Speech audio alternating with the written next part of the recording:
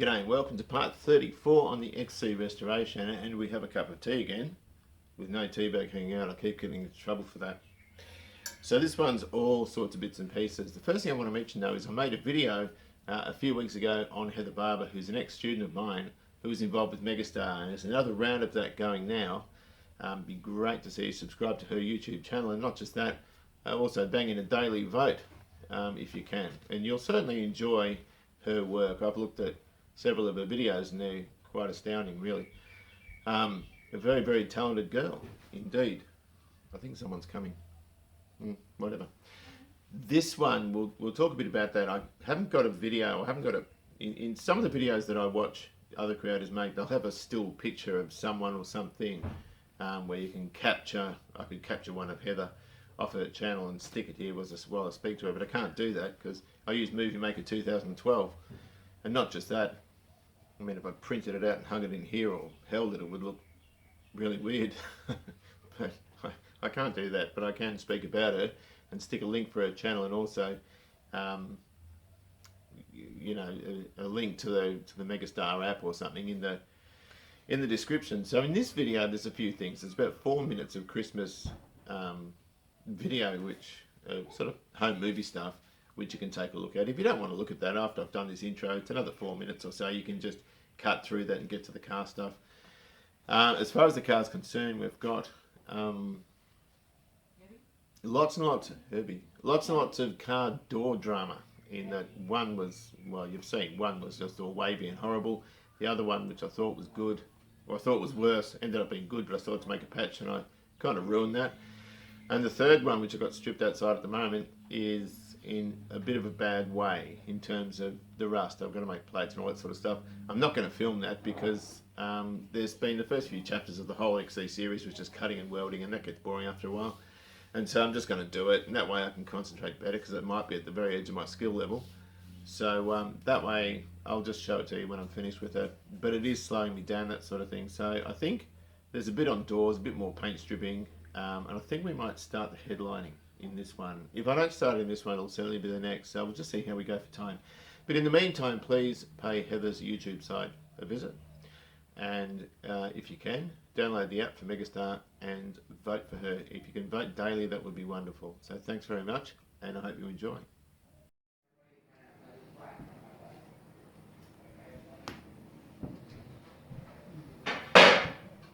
When you carve this, you've got to take the skin off. Although I don't, because I don't know what I'm doing. So you're putting mango and pancetta. Just bear with me. I know it looks like shit. No, it doesn't. That was beautiful. Life's good. Keep losing my things.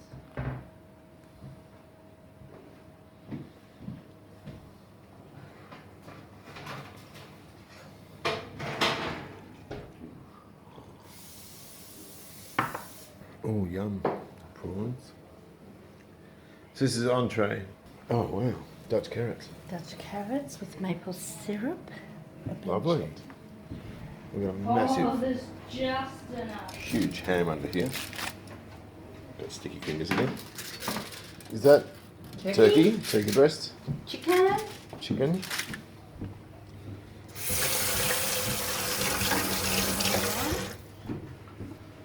I'm sort of just, because we're doing it different this year. Yeah, I know. So it's sort of hard to sort of navigate. Dad, don't leave. I was going to go have a look at the table.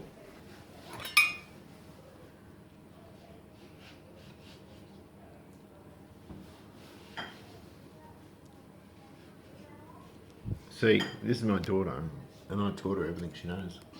They're all soft. Try to get the soft ones. Oh no, I went for the hard ones and now they're soft. Did you refrigerate them? No. Don't cut yourself. Just go slow. No, you don't hurt yourself. Is it Rubik's Cube? Oh no, it's an avocado. Oh, I think I'm so funny. See how laughing your ass off? I'm so funny. Oh no, I'm laughing on the inside. It's funny. It's already got it in the syrup in that. Alright, pepper. My goodness. This is why I will never ever leave this woman. Damn! Because she'll leave me first, that's right. But she can't because this one will stay with me. Put some Himalayan pink salt on. That pancetta looks burnt to the shit. No, that's good. You want crispy. Crispy and fresh go nice together. Alright. Thank you, Anna. No, Dad, with the proper knife, you have no idea how fast I can chop. Oh, no, I do have an And idea. not cut myself. I'm just useless at stuff like that. No, that's why I actually want my own knife set. I wish I'd known that before Christmas. They're Gotta like a fix those brand. lights. Yeah, like wood. Use a saw. Yeah. Yeah. Just half a glass. Look at this. This looks lovely.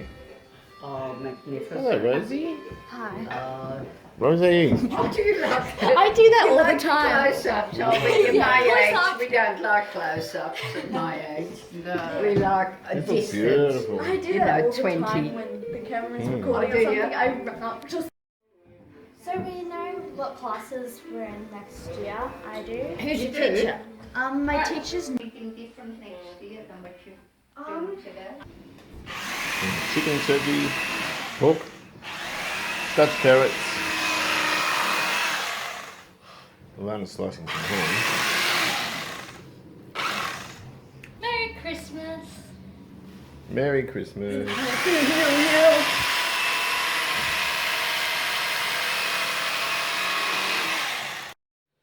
Right, well, I've stripped our paint off the fuel tank and door, and we've got to remove some of the residue left over. And the problem with the residue left over is it's all dry and safe to touch at the moment, but of course the moment you put edge primer or any type of fill or anything like that on, it'll liquefy. It won't set, and it's a mess. And I had a bit of trouble with the XW blotter on the corner. I was careless when I cleaned that off, and a little bit showed up after edge primer, so I had to do it again. There's a few things that we can do to get that off. Of course, paint stripper disc is great, and this is had it, this one. I've got to get another one. This is great for removing surface rust. We can remove surface rust also with a flappy disc, but that'll take material off the tank and the door, and I don't want to thin the metal out. You can use little wire brushes for drills, stuff like that. You get sets of these with different sort of configured brushes for about $15 at the local hardware. And there's this thing as well. This is a big Y wheel for a grinder. There's two types of these. This is, I think it was like $12 or $13 or something. This is a mild steel one, and you can get a stainless one, and they're around $30. Now I've had two stainless ones that haven't lasted as well as this mild steel one, oddly enough. Now the other problem with the stainless one too is that you can't pick up the little wires as they come off on your driveway, and these or in your garage, these things sharpen to needle sharp here at the ends when they're sort of wearing down before they let go. Now the good thing about the mild steel one is you can just run along and pick them up with a magnet, and Bob's your uncle basically. They're pretty good like that. So you don't want them on your drive. You don't want them fired off towards any like an engine or an electric motor, any sort of electrical appliance or anything like that, because it's going to short everything out. I'm going to fire these toward this sheet, and the idea behind that is when they hit the sheet, they'll fall to the ground. It's dead, so they won't rebound, and then I can run along and pick them up with a magnet. We're going to avoid getting them in our feet and getting tetanus shots, and sort of finding them lying around, 6 months from now. The only advantage with the stainless ones, of course, they don't rust. The mild steel ones will rust, those little bits and pieces, but if we're careful, we won't need to look far to pick them up. So, of course, the other thing we need to do is observe a bit of shop safety in the form of ear and eye protection. These, or some of the surface rust probably won't come off with the wire wheel, but I do want to get all this stuff off. All that filler, which is fine to touch now, is all sort of affected with this filler, with this stripper sewing. And there's another bit there in here we need to get out. So I think we'll make a start with that, see how we go.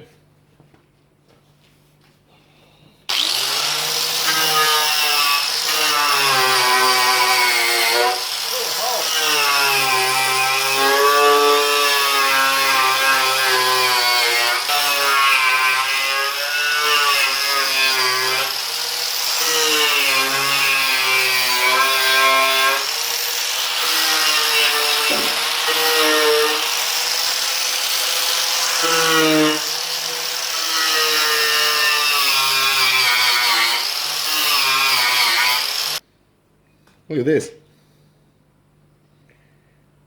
Whoa, that was quite deep. And also here. I might put some gloves on, I think. Well, not great, but fixable. Little hole there. Little hole there and there.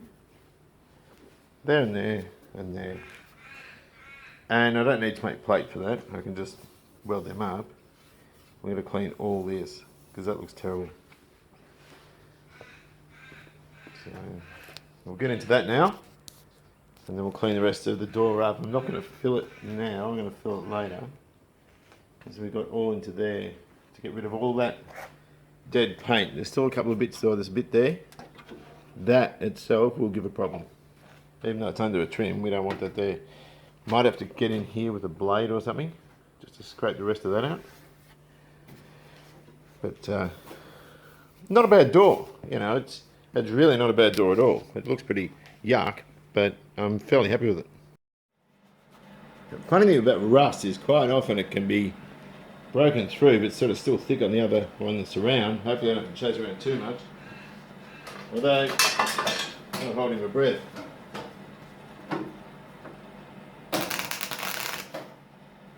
Dirty. I might get away with this. So my bloody helmet's falling apart. Hang on a sec.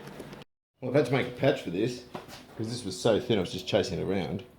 So I've just got basically a piece of 1mm sheet stock. I just got to weld that in. I just hope it doesn't. I just hope it doesn't give me any trouble. I've just got to get it level. I can finesse it a little bit. I might just tack it there first and just work around it, I think. In some ways, I reckon it's probably easier just putting the patch in the first place. Chasing those things around is a pain in the neck.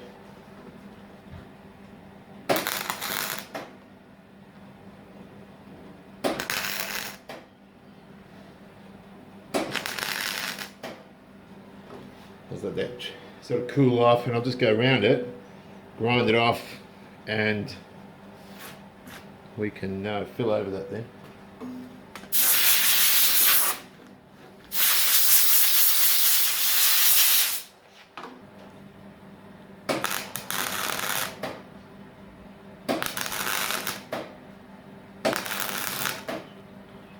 Blow through again. It's wobbly. It's not perfect, but I'm just not going to go grind anymore because I don't want to thin it out too much. So it's less than perfect. I've got to the stage where I just want to get this thing finished. So this might seem a little bit crazy doing this. I've got some 80 grit wet and dry and wet sounding rust. But what it does, what it's doing is getting rid of everything, just leaving a stain there which I can use some phosphoric acid on.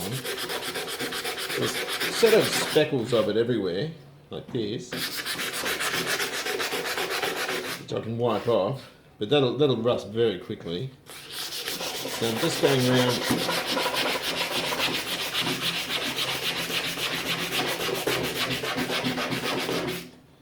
if you put phosphoric acid on thick rust, it'll just get the top of it, if you know what I mean. It won't sort of soak into it.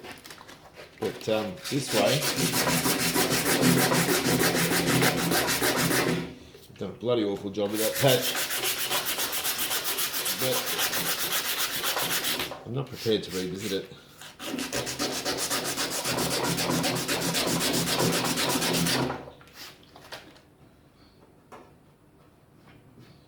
It's not looking too bad now.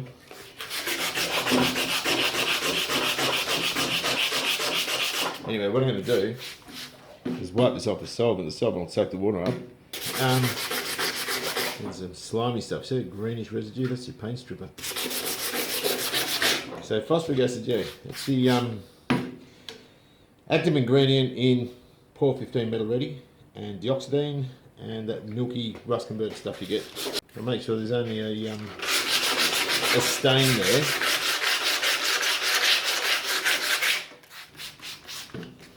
So that so it's got a chance of working and sealing it up properly. But at the moment you can't have anything like that. You can't have that green milk in it. It's all over here, but there's no surface rust. So I don't care about that. But all down the bottom here, you can see it's cleaning up really well. But we need to get rid of all that moisture, so I'll hit it with a heat gun, then the phosphoric. I'm just going to give it a hit with some wax and grease remover.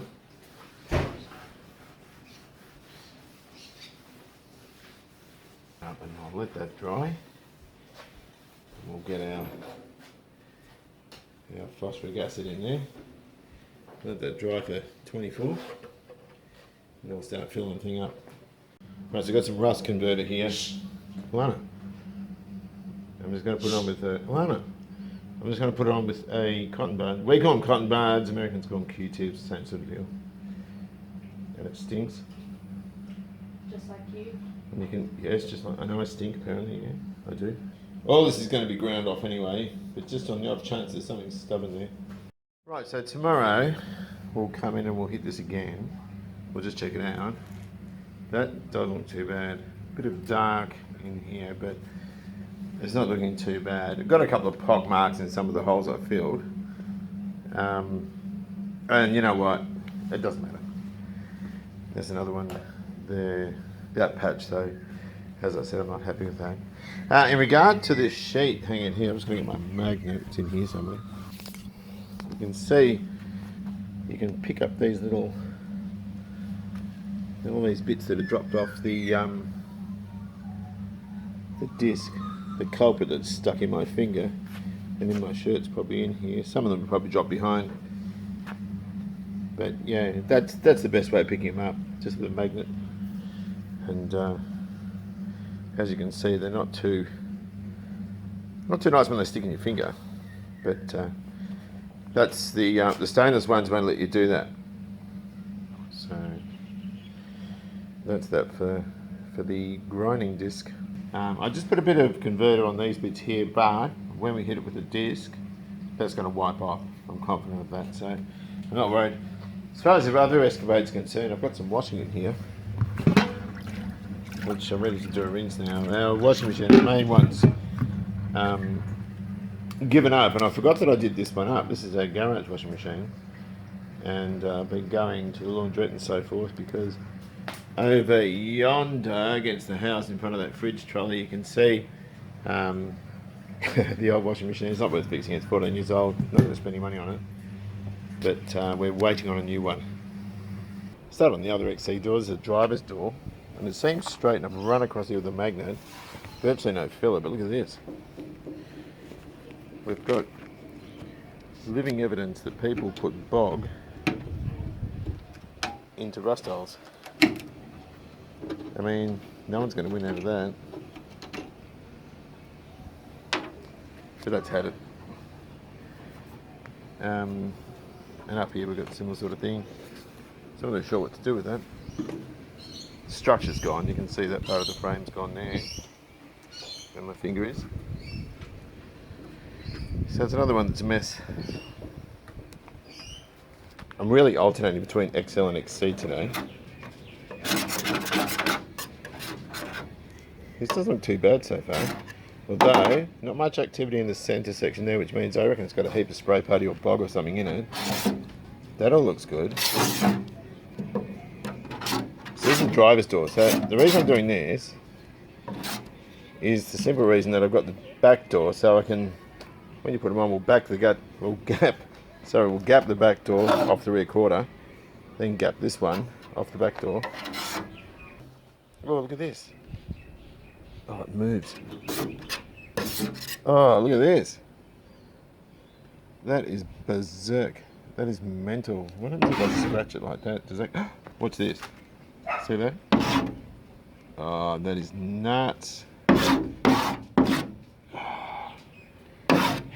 freaking revolting is that? It's getting in when I scratch it. I scuffed it up with a sander. Maybe that's letting oxygen in or something. It's the most revolting stuff to watch work. But it's sort of cool at the same time. I should let it sit longer actually. Look at this one. God. This is sick, this stuff. This is actually the best strip I've ever used. I'll show you what it is. It is Brilliant Paint Stripper from Milsom's in Ferntree Gully. I'm having those mobile phone biscuits. They're really nice. Because it started pelting down with rain when I was stripping the door. That beat me. I'm probably going to rust its ass off now.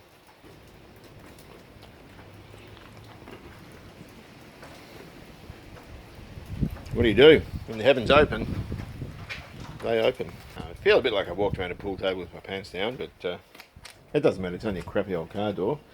So I think now we'll just go in here and do the cylinder head on the XL250.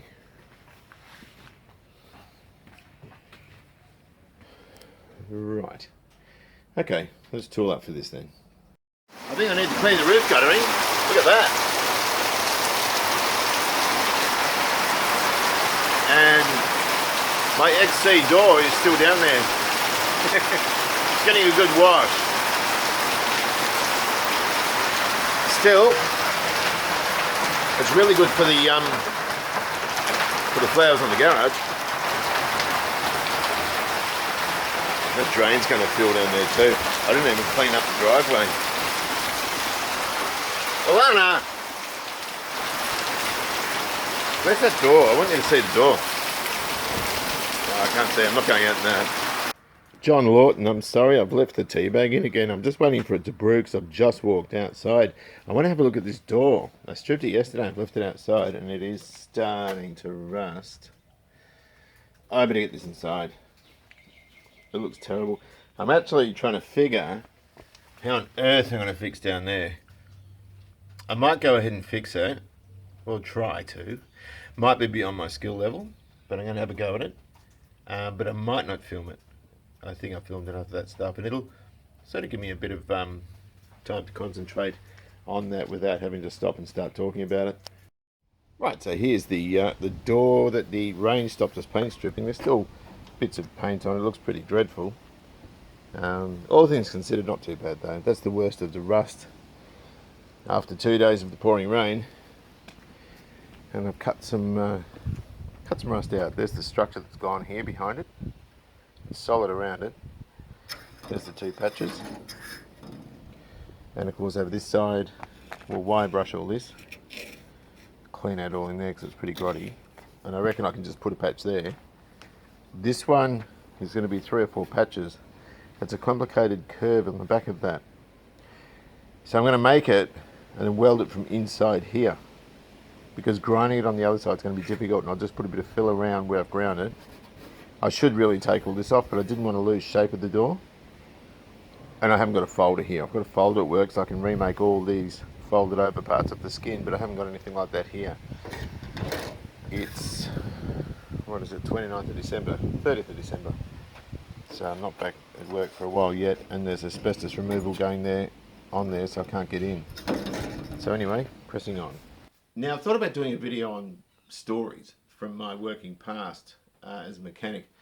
There's all sorts of them, and there's a lot of, well, one of the reasons I've not done it is because people want to see action. They want to see, we're going to do this, this and this in this chapter, and here's a welder, and here's a grinder, and here's some side cutters, you know, all that sort of stuff. Here's an engine. And a lot of the time talking can be a bit boring, but there are a lot of stories I've got. And some of them are quite amusing. And we've all done things in the past we're not proud of in terms of automotive repair. I know I have. As far, not so much a mechanical sense and wiring, I've always been very careful with that, but bodywork, as an inexperienced bloke, I have used fiberglass matting, I've used pop rivets, I've used auto body deadener. All the things I don't like, I have done in the past. And since I've been watching American car programs, particularly Phantom Works, shows like that that do really, really high-end work. Phantom Works is probably my favourite because it's not sensationalised, there's no silly dramas in it. The guy's name is Dan Short, he's ex-military, I think he's a pilot. And his work's beautiful. You know, he does a lot of, and he respects the mark that he does. And that's what I like, more so than the hot rod shows and this sort of stuff. But we've all done things, and there's a story when I worked at White Horse Motors, and there was a bunch of blokes there that were lovely. It was a large sort of, it was like an aircraft hangar. This workshop was huge, and we used to wash the floors with solvent. I mean, these days with OH&S, you'd never be able to do that. And there were all stories. There was a guy there, Warwick Rast, there was David Cathy, Benny, what was Benny's name? Benson. Glenn Benson was his name. He had an XC as well.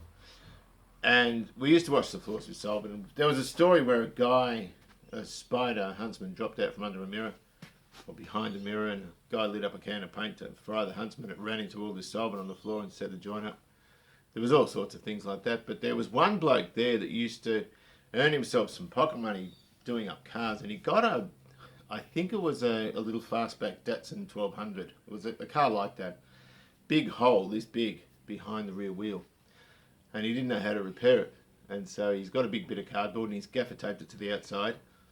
Of course, got all this chicken wire, stuffed it in behind there. And his sister worked in a bakery.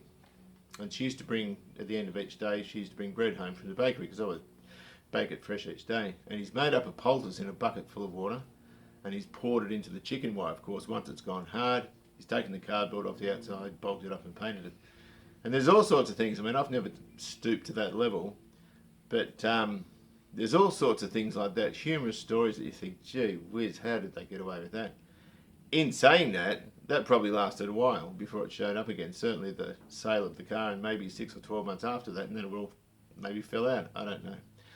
But yeah, there's all sorts of things. Now, the reason I'm saying that is because sometimes, and I was down on myself for this door here, the patch I made, and it was very untidy. And one of the reasons is I have a very crummy welder. My welder's got, it's gasless. I need a new welder, and Dave's offered me his, and he's got a very good one with a bottle and everything on it. I just didn't want to take it off him. But the one of the problems is when you're welding, if you're welding fresh metal to fresh metal, it's pretty easy. And I'll show you what I've been doing outside in a moment. But when you're welding to metal that's been affected with rust, it breaks through very easily, and you can chase those little pop through holes that it makes around, and it turns into a pain. And that's sometimes what happens with these cars. Now, when I repair a car, if anyone was to media blast the XC shell, I'd gladly put my name on that, because they'll see where there's patches here and there. Some of them you've got to look very hard. The one behind, or in the C-pillar where the roof guttering finishes, where the drip rail finishes, I spent a lot of time on that and got it right. And you can weld them in, you can tack weld them in, come and let it cool, tack weld more, let it cool, get it to the point where it's all got virtually a continuous weld around it, grind it off, and you can barely see where the patch is, and that's how I like it to look. Not always possible to do it that way though. Now, in the case of the door, I was chasing rust, and also I let too much heat in. And what'll happen then, of course, is things start buckling, and that's not a good thing. But one of the things I've been looking for the XC is either another rocker cover or an air cleaner, and I'll show you why. So of course, here's an air cleaner that I made up. I did a separate video on this, and this was made of about 2 or 3 different air cleaners, and I made it look lovely, and I'm very, very happy with that. And of course, the rocker covers on this car aren't perfect, but they're pretty good, so I'm not worried about those either. Now for my project, I couldn't use this air cleaner, it's a chrome one, and this is the one I used for the engine test stand, so that one has to stay intact. So here's the remnants of one of the air cleaners I made the XC's one with. You can see it's all rusted out, but it has got some good bits and pieces on it. Now, normally I'd throw this out, but this is repairable. But not just that, I'm not likely to build a Clevo or anything like that without a Stromberg WW carburetor. This is one I thought about cutting the base out of and putting a recessed chrome air cleaner base into it for a fuel injection setup if I needed to. If I needed to have extra clearance for the ECU, which is part of the fuel injection setup. So I kept this on the off chance that I went down that road if I had nothing but bad luck with the Carter thermoquads. Right, so we're in one of the sheds, and we've got these 2 4-cylinder B-series British engines, and of course I thought about using one of these rocker covers, but I'm not prepared to. I want these 2 engines to run. A winter project, I've already spoken about those. Of course, here's an air cleaner I thought about, but I can't cut this up. This is really retro cool, so I'm not prepared to sacrifice that one either. But this one on the bottom here, this was given to me by a guy called Adam Jongsma. I wanted the intake manifold and carburetor for one of these engines here.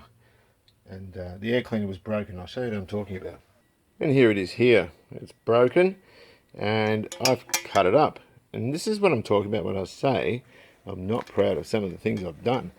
Now, I've used it for patches, but not the outside patches. I've used it for the interior structure patches. Oh, what have we got?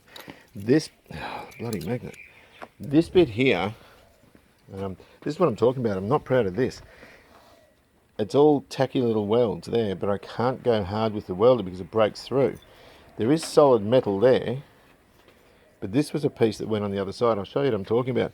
Now when you're making patches, here's one here. That gap's too big, and this gap here is too tight. So what'll happen is you get expansion, and that's where you get buckling happening. So I've just tacked that in for now, but that will finish beautifully. It's a tiny bit proud there, so I'll knock that in there, but the rest of this is flush, which is good. So once we've finished going around here, and we grind it off with a flapper disc, it should be, I'm aiming at it being virtually invisible. I want that indistinguishable. Now, if we return to the disaster, which is not really disastrous, but let me just flip this door over. This is the really badly damaged door. And you can see the structure's sound there, but here it's a quilt. Basically, I've got to get those down, and there's that curve that I wanted, and that's what I've made out of the Austin air cleaner. Now, I'll get these down, these little tack welds. That's all they are. I can't stitch weld it all across there. I can't do anything like that because it will break through. The metal's too thin, but it's still serviceable. It's still strong. There's a very strong set of patches in there. There's 3 of them, 1, 2, 3. But once they're ground down in a fine skim of filler, you won't see it. Now, I wanted to keep that seam there visible. I don't want that full of filler because that will be dead obvious that it's been repaired there. So I want that to be exposed and the filler just covering where the welds on the patch are once I've ground them down. So there you go. Improvisation is the name of the game. I've used an Austin air cleaner for a door repair on an XC Falcon. Not great, but the metal is a similar thickness and it welded quite well. It's just some of that steel's a little bit thin, and so I can't put a lot of heat into it. As I said, my welder hasn't got a dial for dialing down the current, if you like. It's only got a dial for the Y speed. Now, we do what we can do. We have a folder and a set of rollers and guillotines and everything at work, and every now and then I can raid the scraps bin and find little bits and pieces and make stuff. I've done that in the past. I've gone in early and finished later work to get that sort of thing done. I actually don't like doing it, and the reason for that is because quite often I'll make something come here and it doesn't fit. So I've got to make do with what I've got here.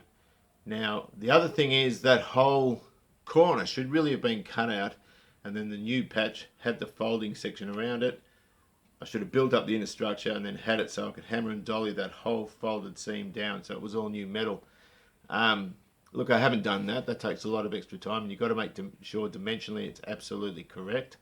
And the reason for that is because your shut lines are going to be really, really affected if you get that wrong. And I'm not prepared to bog it and all that sort of stuff. I don't want to. I just want to put a fine skim over it just to iron it out and make sure it's dead flat. Now, there was something else I wanted to mention too. As far as the corner, the reason that corner's rusted, and it rusted through the inner structure and also the outer, is because it was full of dirt. The best thing to do is to clean all that out, and then once it's finished, I should put some weld-proof primer on it while it's open, but I'll fill it up with Pour 15 in that area there. And look, my cars virtually don't get wet anyway. In the crappy weather, I very rarely go out. It's only be in a modern car in the bad weather, but you do get caught in the rain every now and then. Of course, you wash them every now and then, so they are going to get wet, but as long as you prepare everything properly, it shouldn't give any problem at all. So look, I just wanted to explain that. The XW videos were 20 minutes each, and I didn't get to explain a lot of stuff. I wanted to keep them at what would be a traditional half-hour episode, if you know what I mean. People requested longer videos, and so since then I've doubled that. I've been doing 40-minute videos, and that's the reason, because I wanted to show detail. And some of the stuff we're not proud of. You know, some of the stuff like that inner structure, I'm not particularly proud of the welding on that. It looks pretty rubbish actually. But without cutting it and putting all new fresh metal in and spending a lot of time, that's the best I can do with what I've got. So I hope it wasn't offensive to anyone. But there is nothing wrong with improvisation in the end anyway. Started cleaning up some of the surface rust. Very little bit left. Just little bits like that which I can get out when I'm about to paint the door. Little bits and pieces like this. Small little items like that you've got to get rid of. Right, so we've got a couple of doors I can work with now. The really ripply one, the first one we got out, I'm thinking about getting a gas torch and just trying to straighten its skin out a little bit. They've all got really dodgy hinges though. And they've lost their springs. This roll is chewed out to nothing. So we need a couple of rebuild kits. I'll probably need all 4 of them, I'm not sure. So I'll pop those hinges off and rather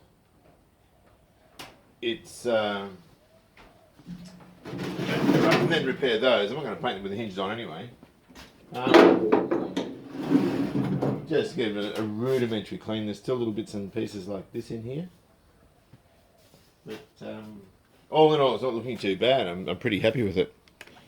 Here's a repair. You can see the new plate, the plate we've put in.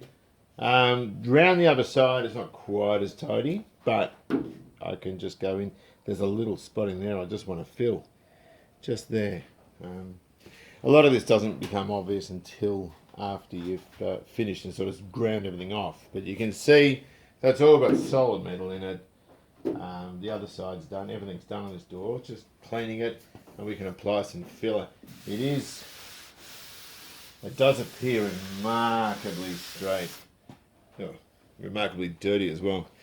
But we can get a block with some rough paper, just some 80 or something, and run across it, and we can see then if it's going to track to the point where it's going to need filling. I reckon it's pretty straight.